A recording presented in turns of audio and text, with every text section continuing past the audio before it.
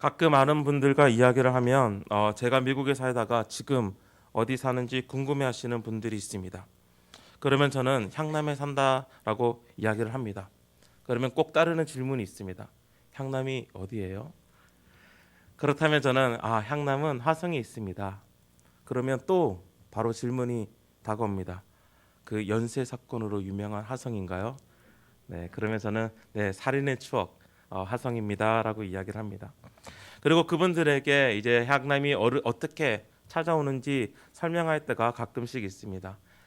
가끔씩은 이제 친척들 가운데서 이제 내비게이션을 잘 사용하지 못하는 분들에게는 좀 자세히 그 길을 안내해 드리는데요. 특히 경부고속도로에서 동탄에 빠지고 그리고 동탄에서 빠지는 그 가운데서 화성 평택 고속도로를 타시다가 향남 IC로 빠지면 됩니다라고 설명을 드립니다.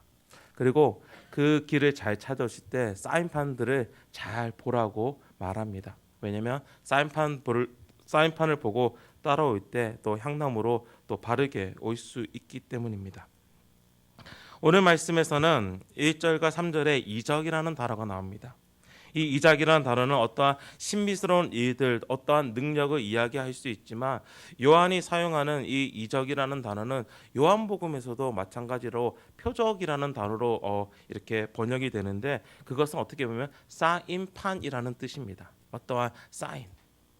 결국은 무엇을 이야기하냐면 사인판을 볼 때 우리가 향남에 다 온 것은 아니잖아요. 향남을 가리키고 있는 것이잖아요. 결국은 그거와 마찬가지로 이 이적이라는 것은 어떠한 일을 어떠한 것을 가리키고 있음을 우리는 알 수 있습니다. 사도 요한이 계속 성령이 감동된 가운데서 하나님이 보여주시는 이적을 봅니다. 1절에 나타난 이적은 첫 번째 이적은 해를 옷 입은 한 여자가 있는데 그 발 아래는 달이 있고 그 머리에는 12별의 간을 쓰고 있음을 이야기합니다. 그리고 그 여인은 아이를 베고 있었으며 해산때가 되어서 아파서 애를 쓰며 부르짖고 있는 것으로 우리는 성경을 통해서 알 수 있습니다. 이러한 것은 우리에게 무엇을 가르치고 있는 것인가요? 이 여자는 도대체 누구인가요? 라는 그 질문을 던질 수 있습니다. 너무 오늘 저희들 읽은 본문이 또 길고 또 너무나 많은 내용들이 또 상징적으로 나타나기에 그냥 중요한 부분들만 여러분께 오늘 아침에는 좀 해석하면서 나아가고 싶습니다. 옛 사람들은 옛 교부들은 이 여자가 마리아라고 이야기를 합니다. 그렇지만 요즘 들어서 다시 그 공부를 하는 그 가운데서 많은 사람들이 많은 신학자들이 이 여자는 하나님의 백성 하나님의 교회로 이 여자를 보고 있습니다.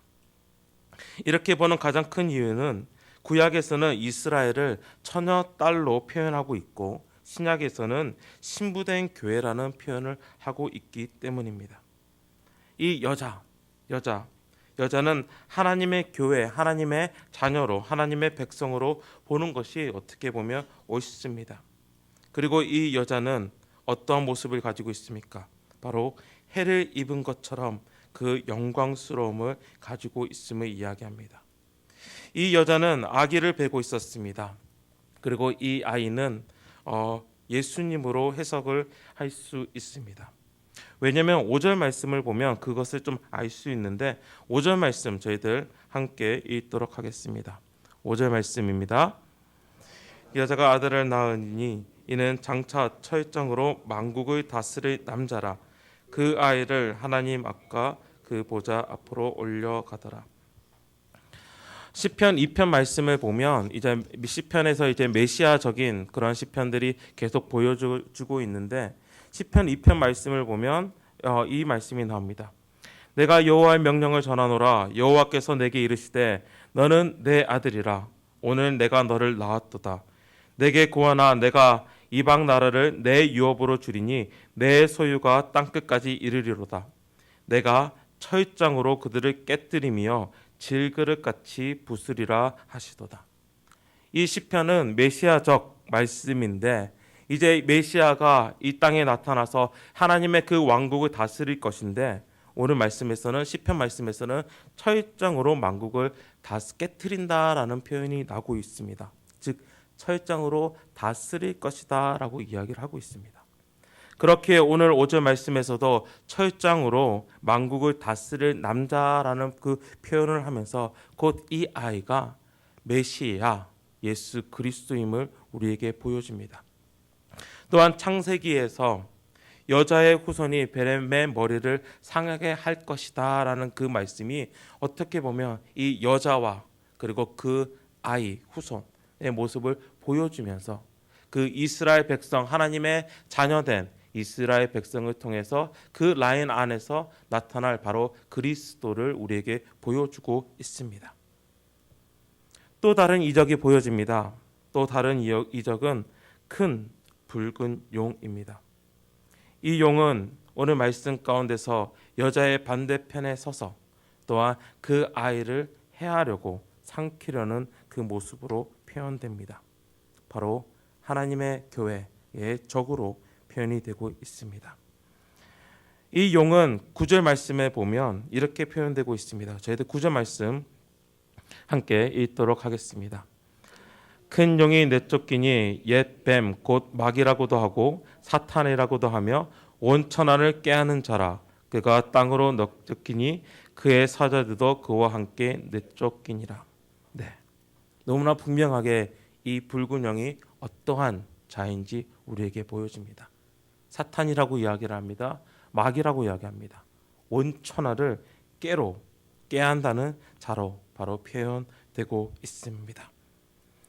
요한이 성령 가운데서 이 두 가지 이적을 보는데 여자와 용이었고 이 이적이 가리키는 것은 바로 교회와 그리고 교회를 공격하는 마귀 사탄이었습니다.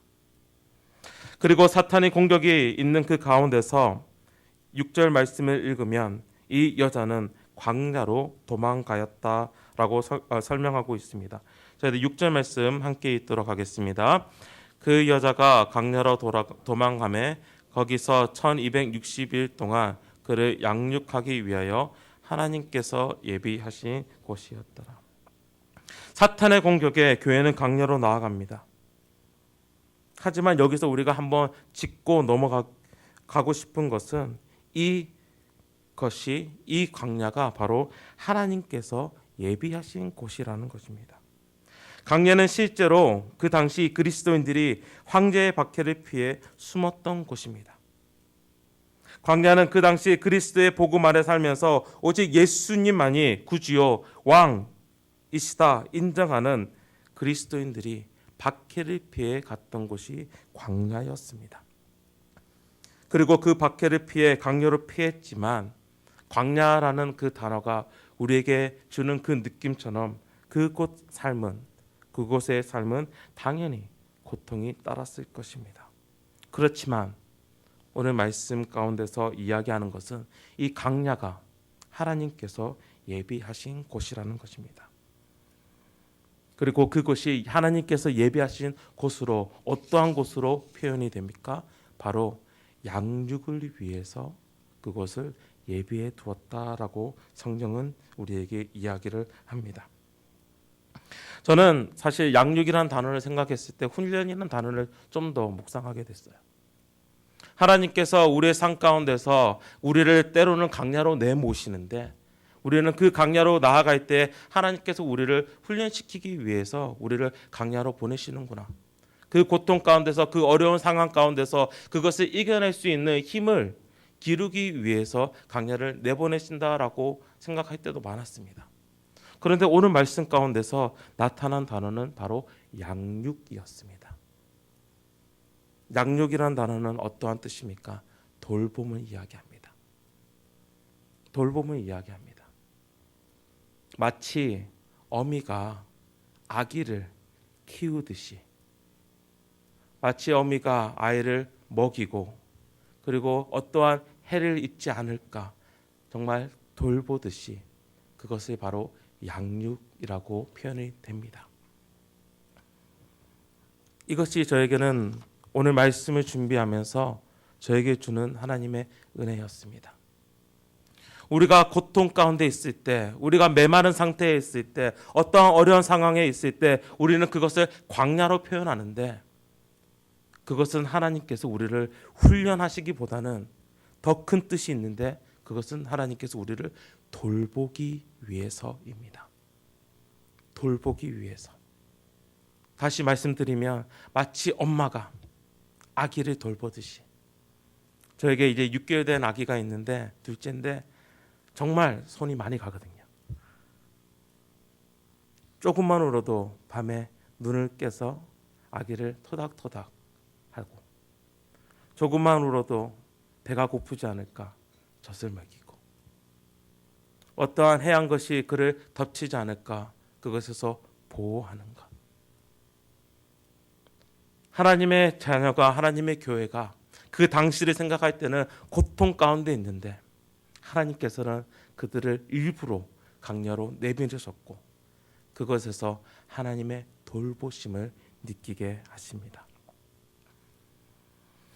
하나님께서 우리를 강야로 가게 하시는데 그것이 강야가 힘든 것이고 어려운 것이고 고통이 따르는 곳이지만 하나님께서 그곳으로 우리를 훈련하기 위해서 우리를 그곳에 보내시기를 하지만 오히려 하나님께서 우리를 그곳으로 보낼 때는 우리를 돌보기 위해서 우리를 보내신다는 것입니다. 그리고 그 돌봄 가운데 우리는 무엇을 알게 됩니까? 깨닫게 됩니까? 하나님밖에 없다라는 것을 깨닫게 됩니다. 이스라엘 백성들이 출애굽을 하고 나서 구원을 맛보고 나서 그들은 어디로 향합니까? 광야로 향합니다. 그 광야 가운데서 헤맬 때에 그들이 정말 그 광야 가운데서 알게 되고 깨닫게 된 것은 무엇입니까? 하나님밖에 없다라는 것이었습니다. 그들의 모든 필요를 채우시는 분은 하나님밖에 없음을 그들은 깨닫게 됩니다. 하나님께서 우리를 광야로 내보내실 때에 하나님께서 그 돌봄 가운데서 우리에게 말씀하시고자 하는 것은 나밖에 없다, 하나님밖에 없다라는 것을 우리에게 다시금 일깨워 줍니다.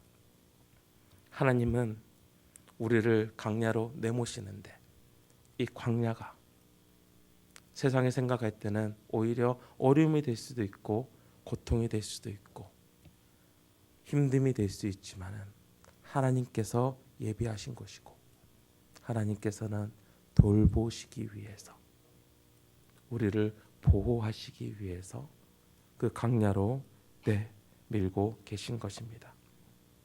또한 여러분과 이 아침 나누고 싶은 것은 바로 7절부터 12절까지 나오는 하나님의 군대 장관 미가엘과 그리고 영이 더불어 싸우는 그 모습 가운데서 예수 그리스도의 그 복음을 좀 나누고 싶습니다.